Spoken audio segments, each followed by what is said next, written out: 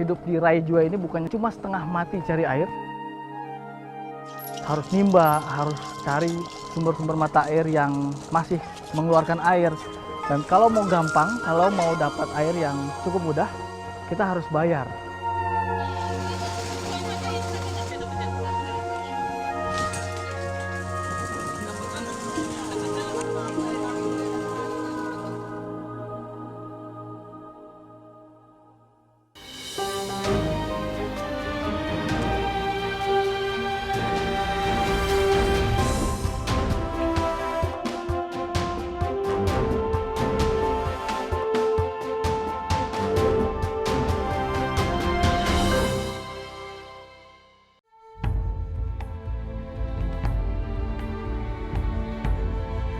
Inilah tanah Sabu Raijua, sebuah pulau kecil di Nusa Tenggara Timur.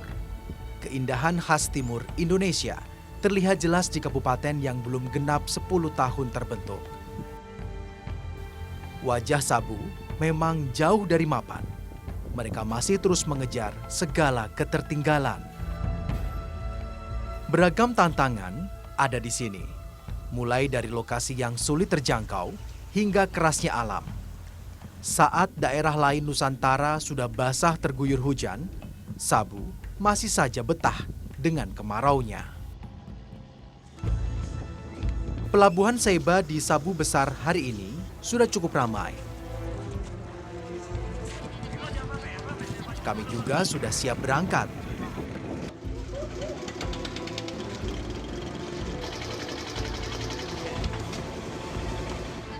Tepat pukul 10 kapal lepas tali dan kami menuju bagian barat Sabu Raijua. Hari ini kapal yang membawa kami tak terlalu penuh. Laut pun cukup bersahabat tanpa gelombang berarti. Kabupaten Sabu Raijua itu diangkat dari dua nama pulau yang ada di tempat ini. Pulau Sabu, tempat tadi kita berangkat yang pulaunya cukup besar, dan juga Pulau Raijua, pulau yang kita tuju, jaraknya sekitar 2 jam dari Pulau Sabu dan hanya sekitar 5.000 jiwa yang ada di Pulau Raijua. Kita akan melihat seperti apa kehidupan masyarakat yang ada di pulau yang cukup terpencil ini dan merupakan salah satu pulau paling selatan yang ada di Nusantara. Selengkapnya di Indonesiaku kali ini. Perjalanan dari Sabu Besar ke Raijua menempuh waktu 2 jam perjalanan. Setidaknya ada 1 kapal dalam sehari yang melayani Sabu Besar ke Raijua dan sebaliknya. Tepat tengah hari, tibalah kami di Raijua. Seperti di pulau-pulau kecil lain, dermaga menjadi tempat paling ramai di pulau. Warga seolah menyambut kapal yang datang. Dari Pulau Raijua, inilah episode Indonesiaku tentang air di negeri Tandus. Kita mulai. Sebenarnya, tak ada gambaran yang benar-benar baru dari mencari air di Raijua.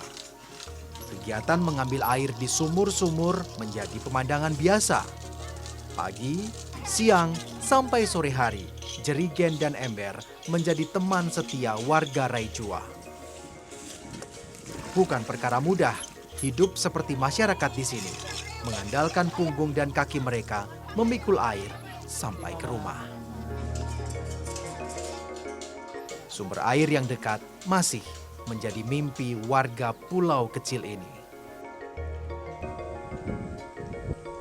Seorang warga menemani saya jauh ke selatan Raijua. Di tepi pantai ini sama saja susahnya. Hanya ada 1 sumur yang menjadi tumpuan warga setelah 1 tahun kemarau. Warga dari jauh pun rela mendatangi sumur demi air bersih.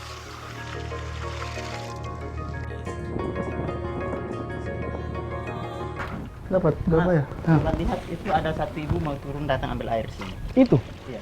Wah, jauh dia itu ya. Ya bisa. Kalau Anda bisa lihat di ujung sana, di ujung tebing, itu ada warga yang bawa ember sepertinya. Dan dia akan jalan ke sini, ke tempat sumur ini untuk ambil air. Itu jauh sekali. Berapa jauh itu, Om? Kira-kira dari rumah? Kira-kira 2 km, Mas. Kontur Raijua yang berbukit dan gersang jelas bukan medan yang menyenangkan untuk mengambil air. Namun, demi kelangsungan hidup, mereka tempuh juga. Misal akhirnya nih, mama yang tadi jalan dari tebing sana sampai juga ke sumur ini. Saya nggak nyangka sebenarnya ini ternyata perempuan dan memang sudah sangat tua. Biasanya ambil air dari rumah sana sampai ke sumur ini berapa kali satu hari?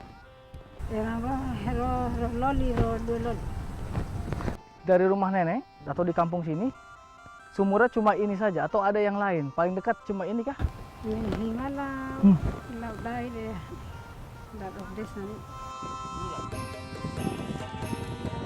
Berjalan sejauh 2 km tak mereka keluhkan. Warga memang sudah tahu resiko musim kemarau di pulau kecil ini. Mereka juga sudah terbiasa berjuang sendiri tanpa bantuan siapapun. Ya, masyarakat di Raijua hanya bisa menghitung hari kapan hujan akan turun sambil mereka bertahan sebisanya. Hujan yang berhenti turun sejak Desember lalu benar-benar menyulitkan. Sumber air yang tersisa bisa dihitung jari. Semakin petang, ada hal yang tak biasa di sini. Rupanya, beberapa domba yang berkeliaran berharap air dari kami. Saat sumur dibangun, disediakan pula kolam kecil bagi ternak. Bukan hanya manusia saja yang kesulitan. Hewan ternak bahkan lebih tersiksa dengan kemarau. Mereka hanya bisa menantikan kebaikan warga yang singgah mengambil air di sumur. Saat kemarau, warga di Raijua memang terbiasa melepaskan hewan ternak mereka untuk makan dan minum sendiri. Kekeringan di Raijua memang cukup menantang. Ya Mirsa, hidup di Raijua ini bukan cuma setengah mati cari air, harus nimba, harus cari sumber-sumber mata air yang masih mengeluarkan air. Dan kalau mau gampang, kalau mau dapat air yang cukup mudah, kita harus bayar. Seperti ini. Ini ada salah satu tangki orang yang punya usaha menjual air bersih di Raijua ini. Saya ingin tahu lebih banyak tentang jual air ini. Pak Doni. Simon. Pak Simon. Ya.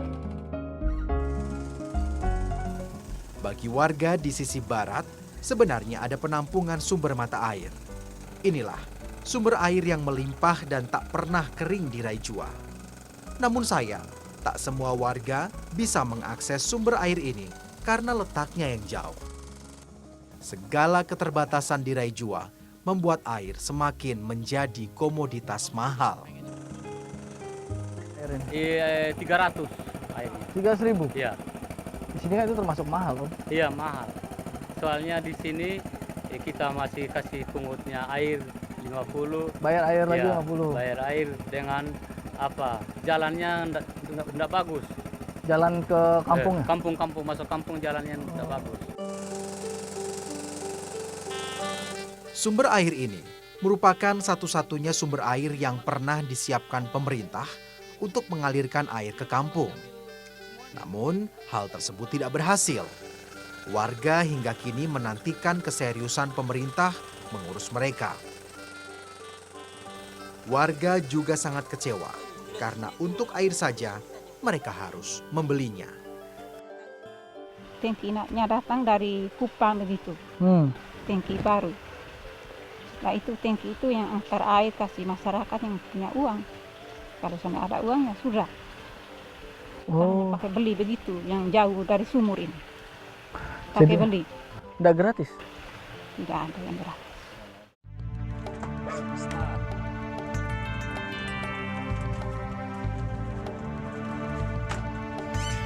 Akhirnya, semua drum terisi dan saya ikut mengantarkan airnya. Tujuannya adalah ke sekolah dan kampung di dekatnya. Setelah merasakan jalan berbukit dan rusak di Raijua, tak heran jika air cukup mahal harganya. Cukup mustahil mengangkutnya jika tidak dengan truk yang bertenaga.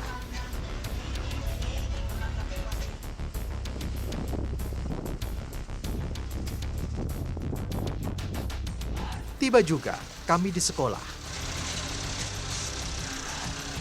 2 penampungan besar ini akan digunakan seluruh siswa dan guru dalam 2 minggu ke depan. Membeli air yang cukup mahal bukan tanpa pertentangan. Namun, sekolah memutuskan menggunakan dana BOS untuk air agar siswa tak perlu lagi memikul air ke sekolah.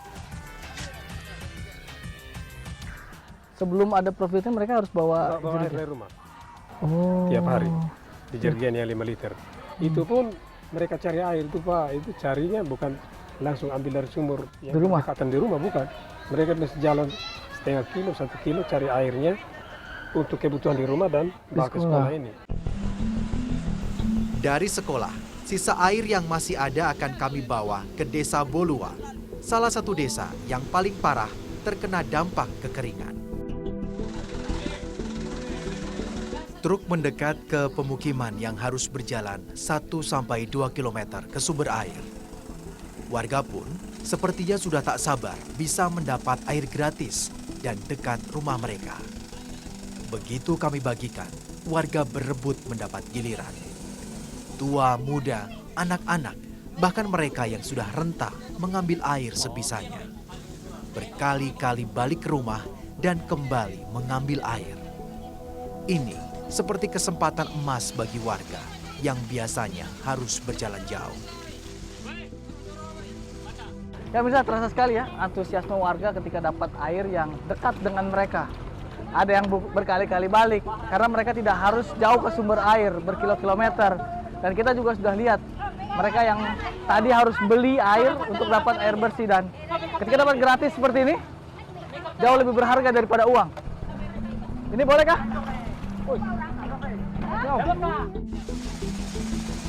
Bisa mendapatkan air dekat dengan rumah, warga sudah cukup senang. Sebuah kebahagiaan yang sederhana diraih Jua.